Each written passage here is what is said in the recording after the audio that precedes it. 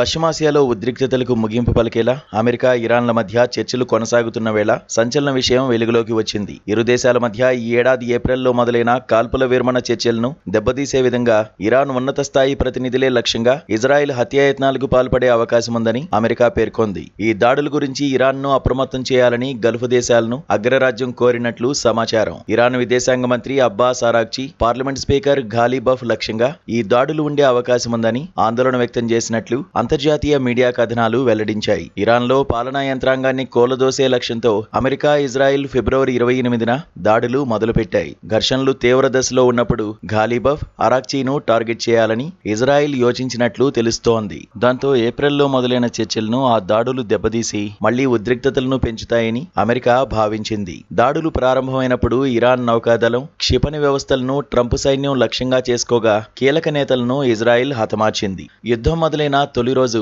నాటి Iran supreme leader Ayatollah Khamenei మరణించారు. ఆ తర్వాత ఇరాన్ ఉన్నత స్థాయి నేతలు ఇద్దరు కూడా దాడుల్లో ప్రాణాలు కోల్పోయారు.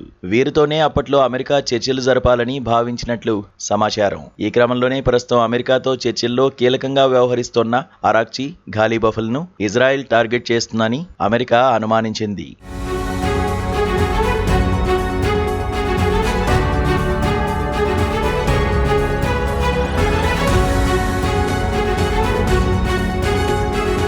వీరిద్దరూ ఇజ్రాయెల్ టార్గెట్ లిస్టులో ఉన్నారని గతంలో వార్తలు కూడా వచ్చాయి. అయితే కాల్పుల విరమణ చర్చలు ప్రారంభమైన తర్వాత యుఎస్ ఒత్తిడితో వారిని జాబితా నుంచి పక్కన పెట్టిందని సమాచారం. ఇక ఘాలిబఫ్ 2 సార్లు మరణం అంచు వరకు వెళ్లారు. 2025 జూన్లో 12 రోజుల పాటు జరిగిన యుద్ధంలో ఈ ఫిబ్రవరిలో ఘర్షణలు మొదలైనప్పుడు చావు నుంచి త్రుటిలో తప్పించుకున్నట్లు మీడియా కథనాలు పేర్కొన్నాయి. ఇక అమెరికా ఉపాధ్యక్షుడు జేడీ వాన్స్తో చర్చల అనంతరం టెహరాన్కు బయలుదేరినప్పుడు అరాగ్చీ హత్యకు ప్లాన్ జరిగింది. దాంతో పాకిస్తాన్ సరిహద్దుకు సమీపంలో ఉన్న ఇరాన్ ఎయిర్పోర్ట్ మషద్లో ఆయన విమానం అత్యవసరంగా ల్యాండ్ అయింది. అక్కడి నుంచి టెహ్రాన్కు రోడ్డు మార్గంలో చేరుకున్నారని ఆ కథనాలు వెల్లడించాయి. ఇజ్రాయెల్ టార్గెట్ చేయొచ్చనే ఆందోళనలు ఉన్నప్పటికీ అరాగ్చీ, ఘాలిబఫ్ మాత్రం చర్చల కోసం ఖతార్, స్విట్జర్లాండ్లో పర్యటించారు. కాగా ఇటీవల ట్రంప్ ప్రభుత్వం పశ్చిమాసియాలో శాంతి కోసం చేసిన ప్రయత్నాల్లో భాగంగా ఏప్రిల్లో తొలుత 2 వారాల పాటు కాల్పుల విరమణ జరిగింది. దానికి ఇజ్రాయెల్ అయిష్టంగానే ఓకే చెప్పింది. ఈ క్రమంలోనే ఇప్పటికీ ఒకవైపు శాంతి చర్చలు జరుగుతుంటే